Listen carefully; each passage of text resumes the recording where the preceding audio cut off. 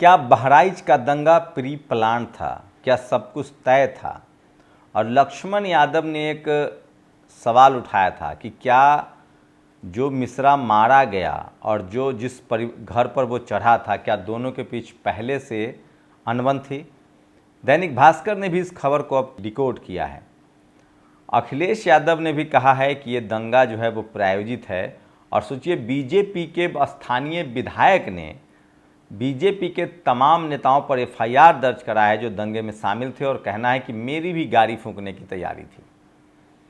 तो क्या बीजेपी की पूरी प्लानिंग थी बाईपोल से पहले?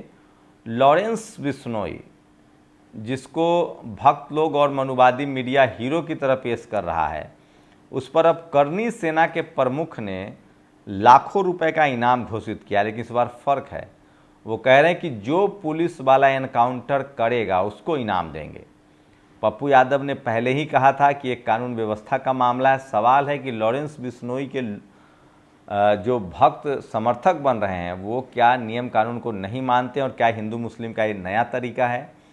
क्या लॉरेंस बिश्नोई के लिस्ट में सिर्फ मुसलमानों का नाम है? सवाल ये सबसे बड़ा है जो सोशल मीडिया पर पूछा जा रहा है। साथ ही बिश्नोई समाज ने बहुत ही नपी तुली और बैलेंस प्रतिक्रिया दी। उन्होंने कहा है कि हम हिरन की मौत नहीं भूले हैं, माफ़ी तो मांगनी पड़ेगी। इस मामले में सलमान खान ने क्या कहा है वो भी बताऊंगा। और बीजेपी का एक विधायक गुजरात में गिरफ्तार हुआ है रेप के आरोप में। वहीं झारखंड में बीजेपी में भगदड़ मची हुई है, तमाम नेता भाग रहे हैं। कभी हेमंत सोरेन को हराने वाली लुइस मरांडी भी अब पार्टी छोड़ चुकी है। नमस्कार, मैं शंभू कुमार सिंह और आप देख रहे हैं नेशनल दस्तक। ये वो खबरें हैं जो कोई टीवी अखबार आपको नहीं दिखाएगा, और ये खबरें हैं जो आपसे छुपा ली जाती हैं।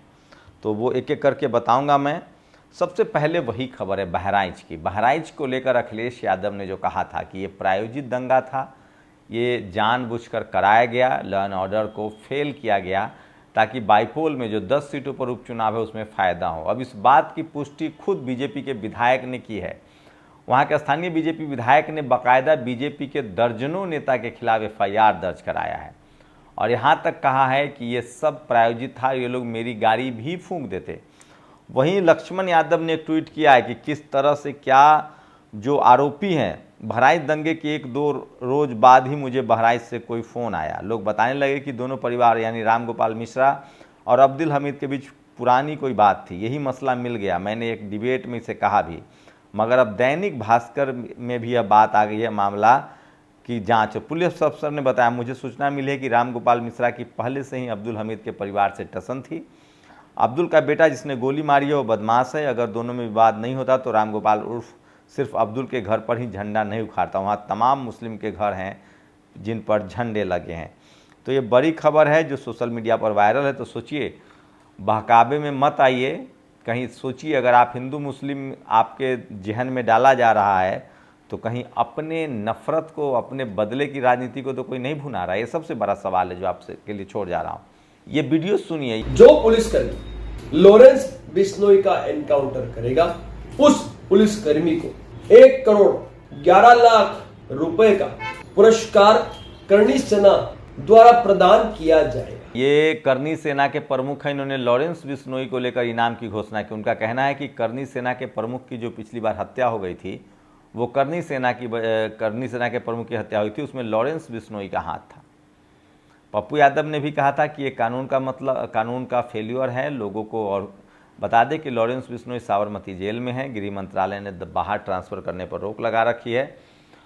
लोग सवाल पूछ रहे हैं कि आखिर लॉरेंस बिश्नोई की लिस्ट में सिर्फ मुस्लिम ही हैं, चाहे वो सलमान खान हो, चाहे मुनव्वर फारूकी हो, या फिर बाबा सिद्दीकी हो, कोई और क्यों नहीं है? वही बिश्नोई समाज ने बहुत नपातुला जवाब दिया। उन्होंने कहा है कि लॉरेंस बिश्नोई बच्चे वाली हरकत कर रहे हैं, हम किसी हिंसा के साथ नहीं है, लेकिन जो सलमान खान भले कोर्ट से बरी हो जाएं, लेकिन उनको माफ़ी मांगनी चाहिए। वहीं सलमान खान ने अपने आप को बहुत असहाय महसूस कराया है, और एक उनका जो फेवरेट शो है टेलीविज़न पर, जो एंकरिंग का शो है, उसमें कहा कि मुझे अब यहाँ नहीं आना चाहिए था, लेकिन मैं आना पड़ा क्योंकि मैं कमिटमेंट का पक्का हूँ। वही खबरें हैं कि सलमान खान ने कुछ बड़ी और महंगी गाड़ियाँ मंगाई है ताकि वो अपनी सुरक्षित हो। लोग कह रहे हैं कि सलमान खान की नज़दीकी है प्रधानमंत्री से, तो इसलिए उनके खतरे की कोई बात नहीं है। तो अगर आप गरीब हैं, लाचार हैं, SC ST OBC अल्पसंख्यक समाज से हैं, तो लॉरेंस बिश्नोई या सलमान खान के चक्कर में मत पड़िए। अपने रोजी रोटी पर ध्यान दीजिए, अपने बच्चों की पढ़ाई लिखाई पर। इन लोगों की दुनिया बहुत सेटल डाउन है, इसमें बहुत ज़्यादा ज़रूरत नहीं है। योगेंद्र यादव पर महाराष्ट्र के अकोला में हमला हुआ। अब खबरें छन छन कर आ रही है कि महाराष्ट्र के अकोला में योगेंद्र यादव राहुल गांधी के लिए बैटिंग कर रहे हैं, जबकि आपको पता है वहाँ पैंथर का इतिहास है। आज बढ़िया एक लेख लिखा है संजीव चंदन ने। मैं बता दूं कि दलित, पिछड़े, किसान, अल्पसंख्यक समुदाय के लोग 60 साल तक कांग्रेस से नाराज रहे हैं। सारा बीजेपी तो अभी आई है, बीजेपी तो RSS की बगल बच्चा है, अभी 10 साल 15 साल से सत्ता में है, पहले से कांग्रेस में ही सत्ता में थी। तो वहाँ वो प्रकाश अम्बेडकर BSP की बुराई कर रहे थे। वो कह रहे थे कि एक जगह वोट कीजिए, उसके बाद लोग नाराज हो गए। उन्होंने सवाल पूछा कि क्या कांग्रेस के समय में एट्रोसिटी नहीं होती थी, क्या जातीय हिंसा नहीं होती थी।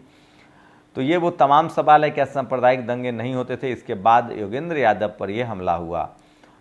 तो ये सबसे बड़ी खबर है। वहीं कुछ लोग कह रहे हैं कि सपा समर्थक भी थे। तो एक बात तो है कि योगेंद्र यादव अब खुलकर कांग्रेस के लिए बैटिंग कर रहे हैं। दिलीप मंडल ने लिखा है कि आप या तो समाज सेवक बनिए या नेता बनिए, दोनों एक साथ नहीं चल सकता है। वहीं झारखंड के लिए सबसे बुरी खबर है बीजेपी के लिए। लुइस मरांडी जो हैं वो शामिल हो गई हैं, बड़ी नेता रही हैं। और आपको बता दें कि किस तरह से उन्होंने एक बार हेमंत सोरेन को हराया था। उनका आना बड़ा झटका है। अगर चंपई सोरेन का जाना JMM के लिए झटका था, तो लुइस मरांडी के लिए बड़ा झटका है।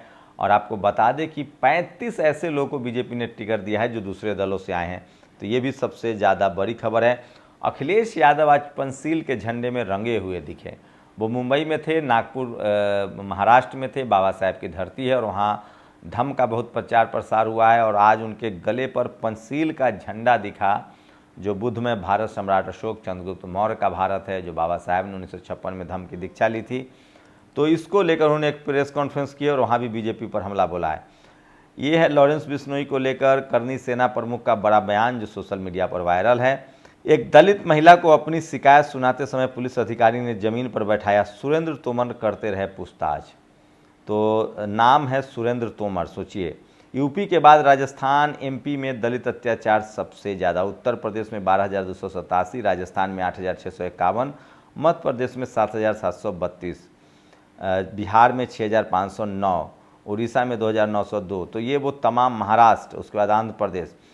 तो राज्य दर राज्य सरकारें किसी की हो, दलित पिछड़ों के लिए सबसे मुश्किल वक्त होता है। और गुजरात में नकली जज साहब पकड़े गए हैं। BSP ने 24 उम्मीदवारों की लिस्ट जारी की है और JMM ने बड़ा रिसर्च करके बताया 66 प्रत्याशियों में 45 ऐसे लोगों को बीजेपी ने टिकट दिया जो उनकी पार्टी में थे ही नहीं।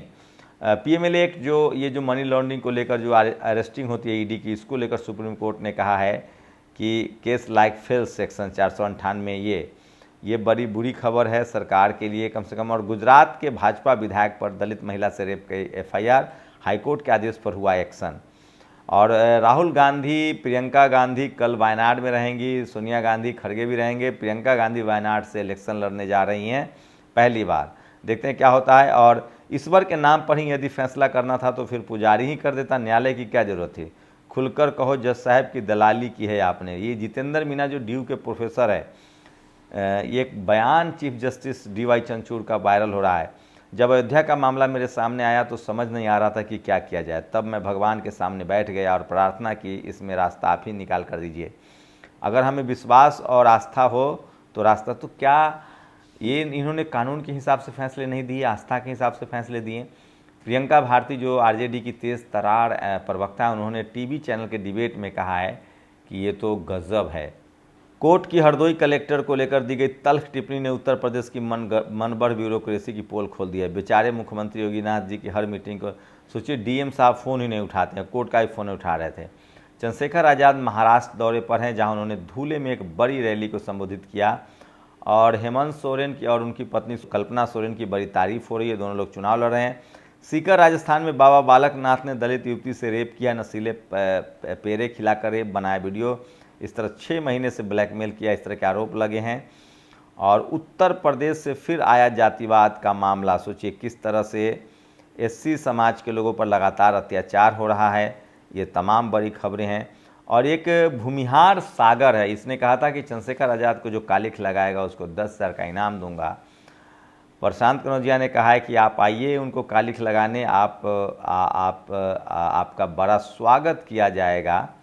आप आइए तो सही, और हम 1 लाख रुपए हम चंदा देंगे, आप आइए कालिख लगाने, स्वागत भी करेंगे और 1 लाख रुपए का इनाम भी देंगे। और बामसेफ ने ईवीएम के खिलाफ बड़ा आंदोलन शुरू किया है। 30 अक्टूबर को देश की राजधानी दिल्ली सहित पूरे देश में भारत बंद का ऐलान किया है। ये भी बड़ी खबर है जो टीवी अखबार आपको नहीं दिखाएगा। ये वो तमाम खबरें हैं जो सोशल मीडिया पर वायरल हैं, और ये खबरें मैं आपके लिए लाता हूं ताकि आप समझिए इस खबर को। कानून अनुमति दे तो 24 घंटे में लॉरेंस बिश्नोई जैसे 2% के अपराधी के पूरे नेटवर्क को ख़त्म कर दूंगा, पप्पू यादव ने कहा था। तो जिससे सब लोग डरते हैं उस लॉरेंस बिश्नोई को पप्पू यादव ने दिखाई आंख। डेयरिंग आदमी है पप्पू यादव, इस तरह से उनकी तारीफ हो रही है जो सोशल मीडिया पर वायरल है। और लॉरेंस बिश्नोई को लेकर तमाम लोग तमाम तरह के सवाल उठा रहे हैं। तो ये वो तमाम बड़ी खबरें हैं जो सोशल मीडिया पर वायरल है। आप अपनी राय जरूर दीजिए। शुक्रिया। नेशनल दस्तक की आपसे गुजारिश है कि अगर इसको बचाना चाहते हैं तो नेशनल दस्तक को सब्सक्राइब करने के लिए रेड कलर के सब्सक्राइब बटन को दबाएं, फिर बेल आइकन की घंटी दबाएं। नेशनल दस्तक को बचाने के लिए बहुत जरूरी है कि हर खबर को शेयर करें, लाइक करें, कमेंट जरूर करें।